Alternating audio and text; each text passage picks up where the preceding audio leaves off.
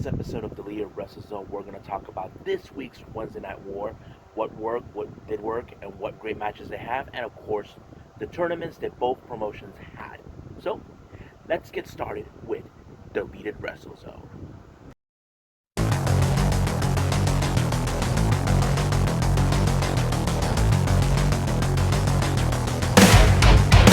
Are you ready? Get up, get up! Get up, get up! Get up, get up!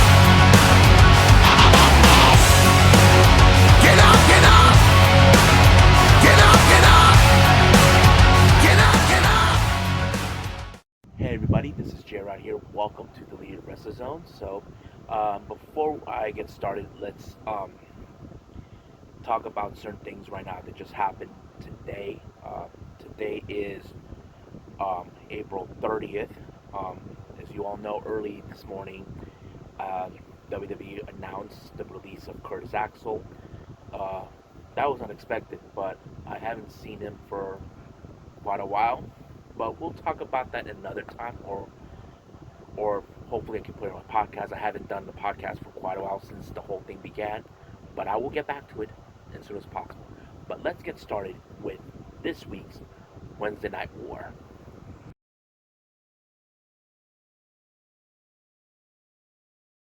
Alright, let's start with the Wednesday Night War. As you know, we've been going at this for almost maybe half the year or so. So this week, AEW won again. Now it's been 2 weeks since they actually beat out NXT, but this time there were some great matches, some great storylines that AEW did, and I'll get to that in a little bit. So let's talk about the views and ratings that both these companies had.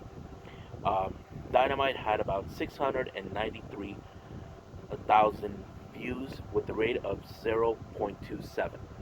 As for NXT, they had 636,000 views with the rate of 0.16. So there's a huge difference maker right there. Now, some of you asked right now, why does it matter now, since none of these companies were able to hold up to 1 million. That is true, but as you know, at this point, mostly people have been following the news, what's been going on since during this the crisis of the pandemic and all this and that. I mean, who can blame them? Obviously, I don't, but it's understandable. I know both companies are trying to stay afloat as much as possible due to they're not unable to have live audiences going to their shows, but it is what it is. But let's start with AEW Dynamite.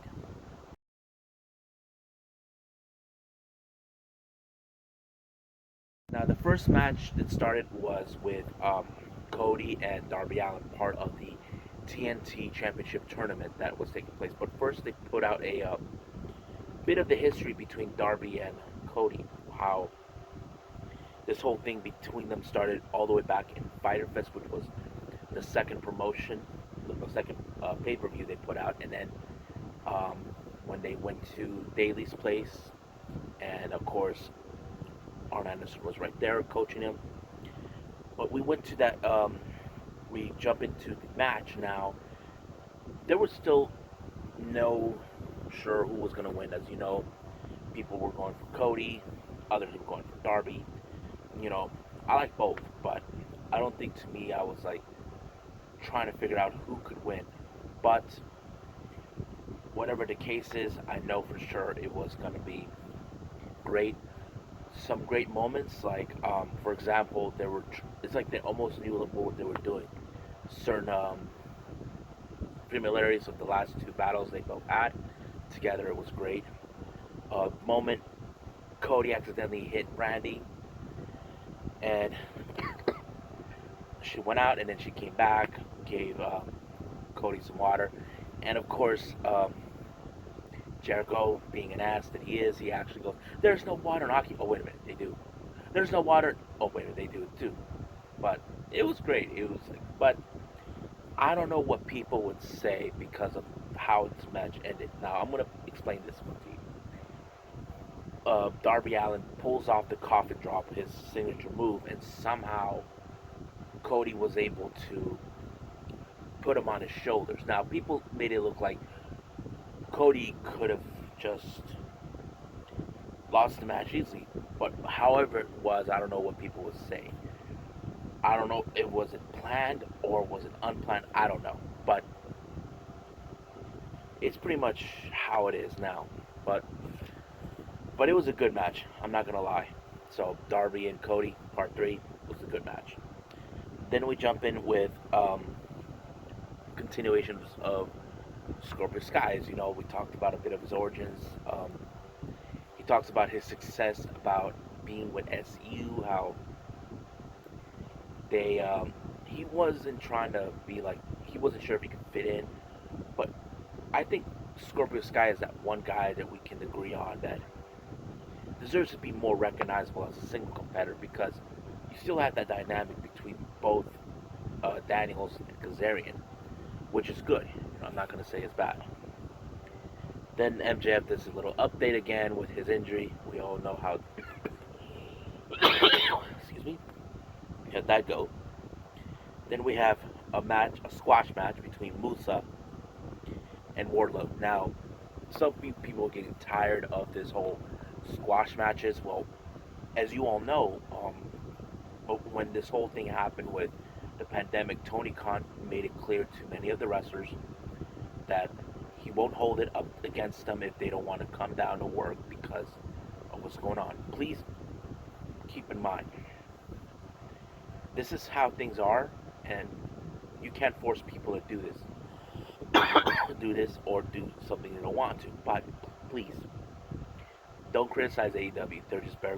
They just are been around for almost a year. But Tony gave them the choice. That's something WWE does not have the luxury, because that's not what their repertoire are all about. Then we have another bubbly bunch, and they did a little crazy thing where I saw this with the WoW superheroes, where they keep punching and then you punch someone and they kind of interesting. You can see that on TikTok. TikTok is now being famous for everything they've been doing, throwing videos and all this and that. Then we jump into a tag team match, which is more like a hardcore, no holds barred type of match between Jimmy Havoc and Kip Sabian, along with Penelope Ford, versus the Best Friends along with Orange Cassidy. At first, I would have assumed that this was right at Jimmy Havoc alley, but of course, I knew right from the start they're going to take out Orange Cassidy to ensure he doesn't get in the way. But surprise to surprise, the Best Friends won this match. And of course, the initial assumption is this should be in a running to get a tag team title shot, since Kenny Omega and what's his name, Hangman Page are the current tag team champions. But we don't know how that's going to last, but we'll go from there with the whole thing with those two. But I am excited to see if they do have a chance to get a title shot. We throw in a little video about Britt Baker, her being a role model, and they had a Rebel, who is the makeup artist, and all this and that. You know how Britt Baker has been, she's been this and that. But yeah. And then we had another squash match between this guy named Baron Black versus Shawn Spears, and of course, you may want to figure it out. Shawn Spears won, you know. And then we see Jon Moxley, who can't wait to get back in the ring with live televised show and all this and that. So it's still unclear who will be facing him, but I'm sure we'll see that. Then we jump in with the match between Marco Stunt and Brody Lee. Now, people would say Marco was out of his mind. There was no Luchasaurus, no Jungle Boy. They weren't there. But this was something he got his ass kicked already by Lance Archer.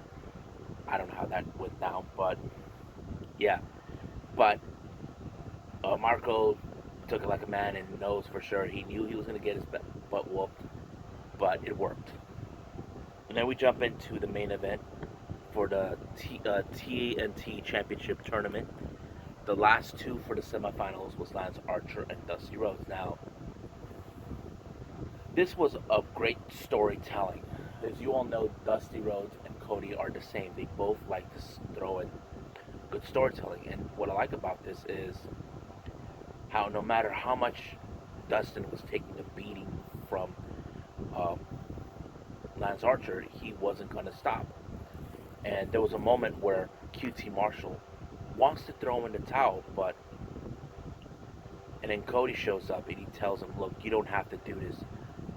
You can stop right now. Let me throw the towel." He wants to do this, but Dustin do it. Now that kind of reminds me a bit of the movie Kickboxer with Jean-Claude Van Damme. If you recall the movie, um, Kurt Sloan was trying to tell his brother Eric that there was no way he was going to beat Tom Poe because the style of kickboxing from both Eric and Tom Poe were different. Tom Poe is a Muay Thai expert. You got Eric Sloan, who is an American kickboxer. Those styles are different, but what they don't allow in the story in real life, in American kickboxing, they use the knees or the elbows, while punch and kicks. So no elbows, no knees. That's the difference that happened. So basically, what I like about that is that Kurt knew there was no way his brother was going to win this match because of the way the fighting style was different. But in this case with Lance Archer and Dusty, there was a reason why Lance Archer was declared as the murder hawk. Basically, he was out of control. He was a monster that cannot be put to sleep or that kind of thing. And Cody's looking at his brother, knowing that he's not going to make it through the rest of the match while he's getting total beat up. And that's what I like about the story, how Cody knows how much this means to him, to Dusty, much like him. But to him, I think he's like saying, is it worth it? But being his brother is like, that's what I like about Cody and Dustin. They like to throw in some great storytelling. And of course, we see in the end of the match that now the finals is going to be Lance Archer versus Cody. And I think this is something that was expecting because Jake the Snake Roberts has been demanding those two to face off. And of course, we know Jake Roberts throwing his little psychology, calling him Caesar. And it looks like Roberts gets his wish, you know. So that's pretty much what happens in AEW. Now, do I think what were the best matches? I say both matches for the tournament were great. The Best Friends versus Havoc and Sabian, that was a good one. I enjoyed that one. I hope we get to see more. But yeah, so that is it for AEW. So let's get started with NXT.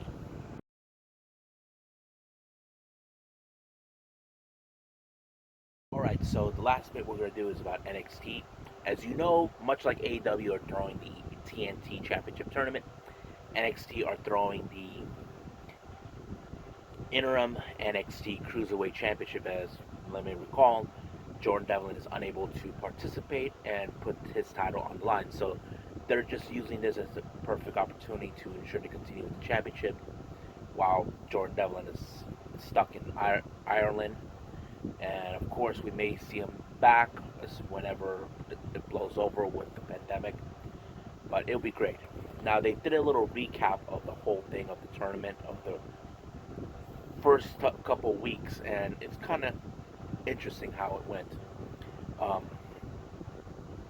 The first match they had, the consistent tournament, was Isaiah Swerve Scott versus El Hijo de Fantasma. Now, this was a unique match. I think I like it because you have Swerve, who's different. He has this unique style and wrestling abilities that I've seen when we knew him back in the Independence as Shane Strickland.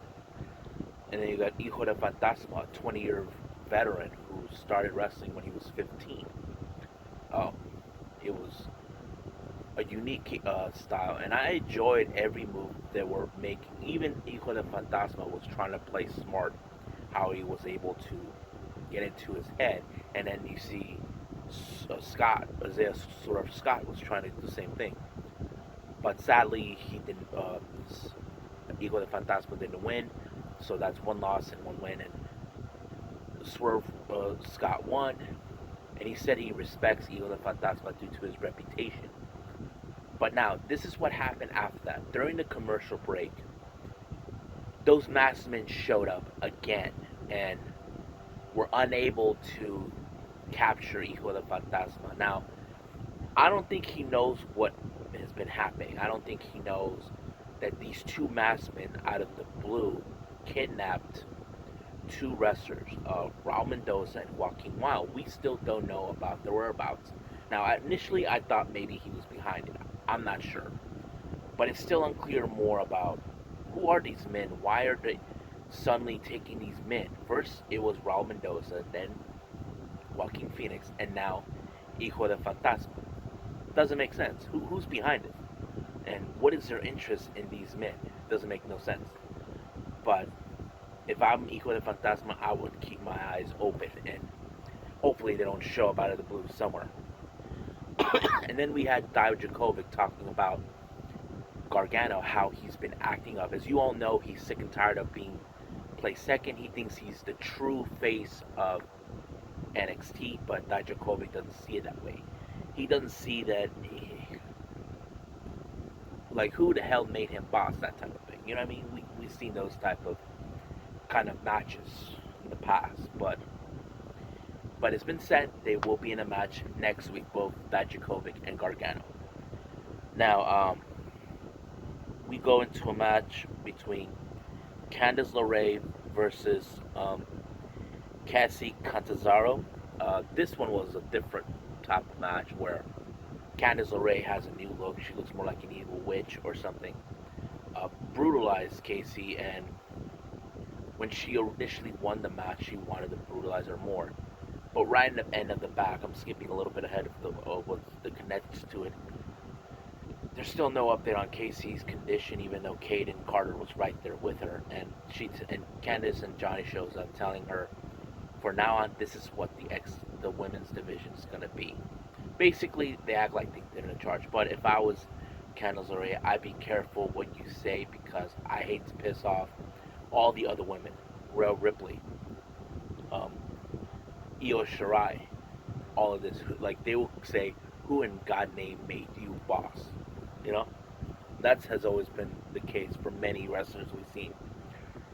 Then Damian Priest set up a message to Keith Lee telling him how he will beat him for the title and make himself the champion that he is, that will give him the recognition that he is. So that's our main event, so we'll get to that.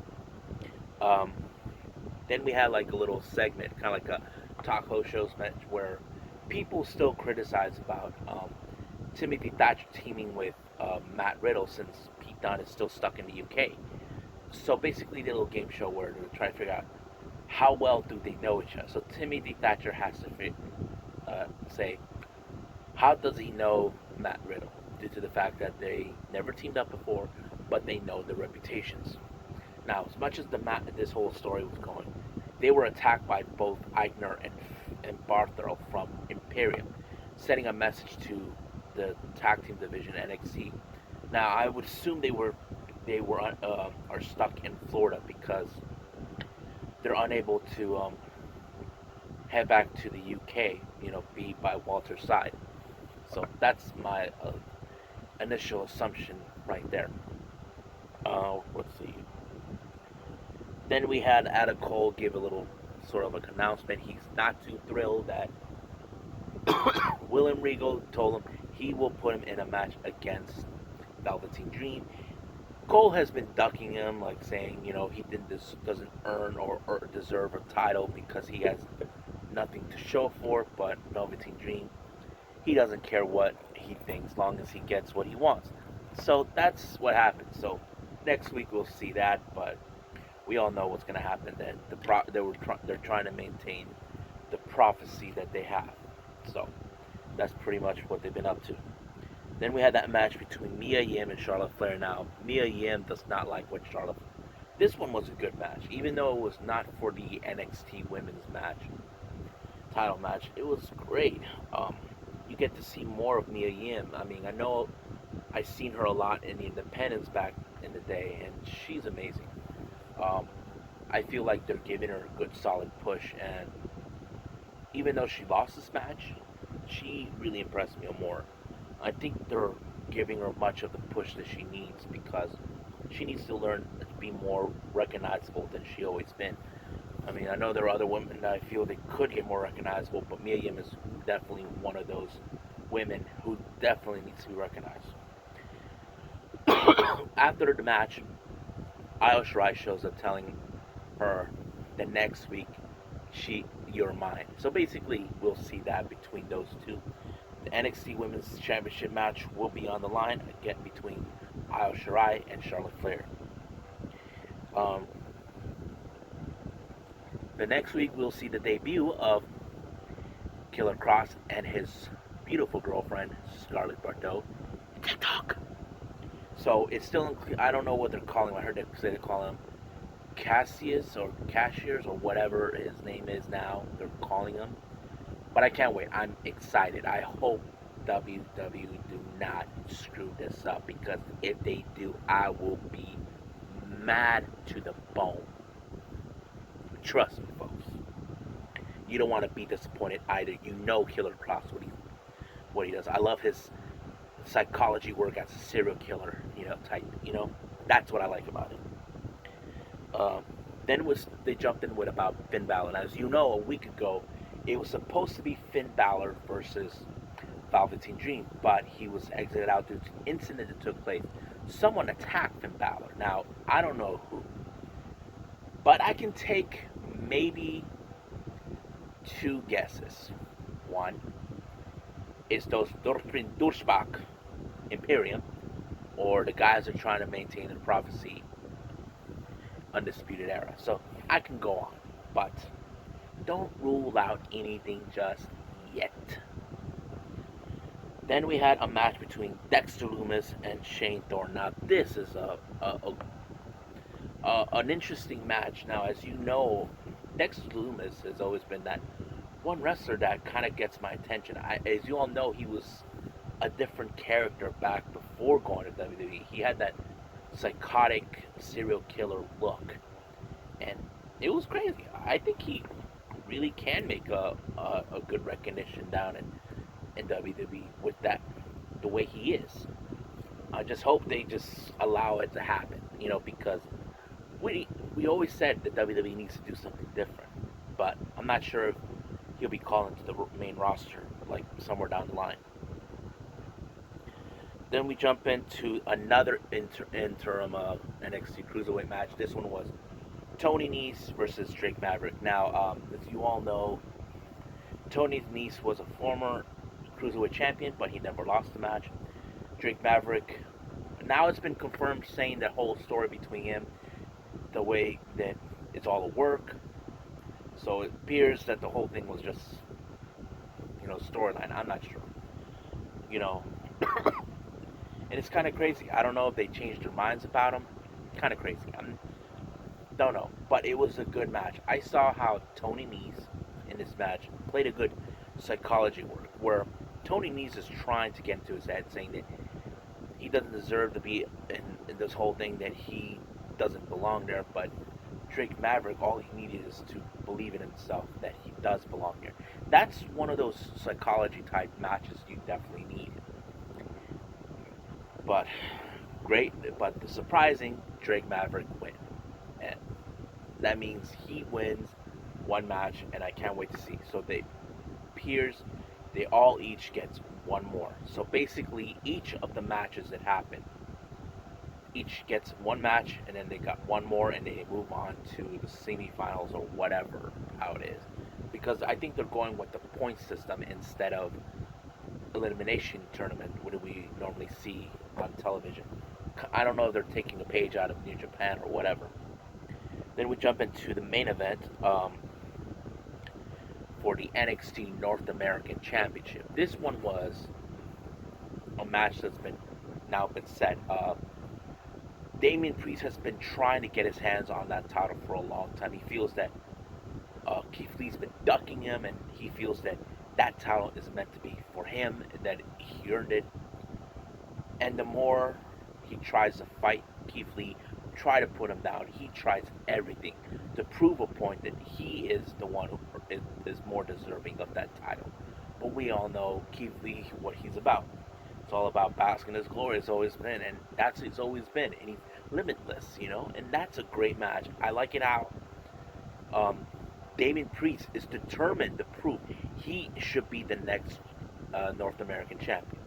But Keith Lee shows courage and heart, knowing no matter what people say, he knows he has a target, but he's not gonna back down from a fight.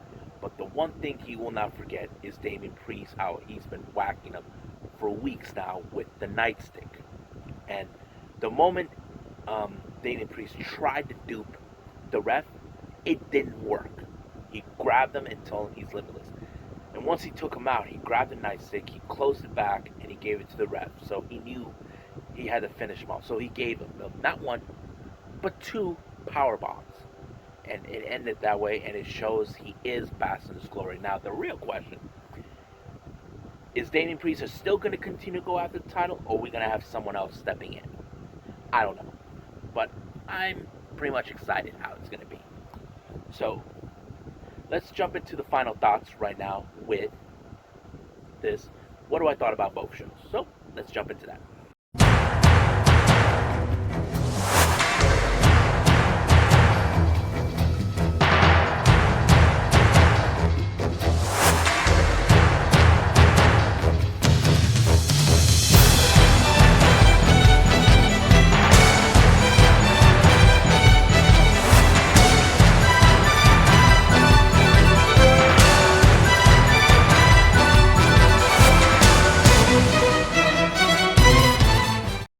Okay, final thoughts. What do I think about these shows? I have to say, there were more things in NXT that was happening that was great than AEW. Now, do I think it's a bad thing? No. I have to say, certain things work in its way. Now, what was the NXT?